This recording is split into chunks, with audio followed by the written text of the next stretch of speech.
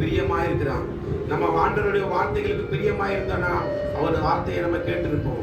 Abraham தேவனுக்கு பயந்ததுனால கர்த்தருடைய வார்த்தைக்கு கீழ்ப்பட்டான்.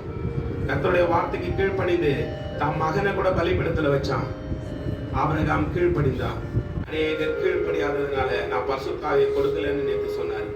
என்னென்ன காரியங்களுக்கு பெற்றோர்களுக்கு பிள்ளைகள் கீழ்ப்படியாம இருக்கிறாங்க, ஊழியக்காரர்களுக்கு விசுவாசிகள் கீழ்ப்படியாம இருக்கிறாங்க, கர்த்தருடைய வார்த்தைக்கு கீழ்ப்படியாம இருக்கிறாங்க, மற்றவர்கள் சொல்றதுக்கு கீழ்ப்படியாம இருக்கிறாங்க.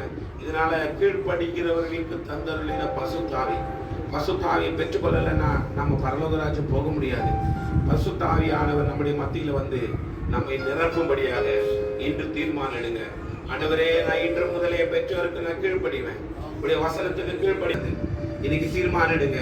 பரிசுத்த ஆவியை பெற்றுக்கொள்ளுகிறதுக்கு தடையா இருக்கிற சுபாவங்களை இன்றோடு நான் என்னை விட்டு விளக்குகிறேன் என்று சொல்லுங்க. உங்களுடைய நிலைகள் எல்லாம் ஆண்டவருக்கு சொல்லுங்க. எந்த காரியத்துல நான் கட்டப்பட்டிருக்கிறேன்?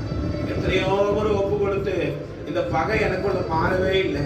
ஒரு சின்ன காரியம் சொல்லிட்டு அது என் நெஞ்சுக்குள்ள அப்படியே பதிஞ்சிடுது. என் முகம் அதனால மாறிடுது.